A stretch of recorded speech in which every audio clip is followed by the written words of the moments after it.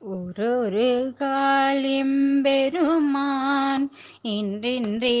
நம்பெருமான் சிறொரு கால்வாய் ஓவால்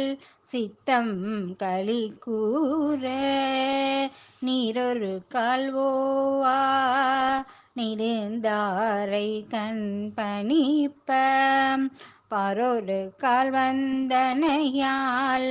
மின்னோரை தான் பணியால் பேரறையர்க்கிங்கனே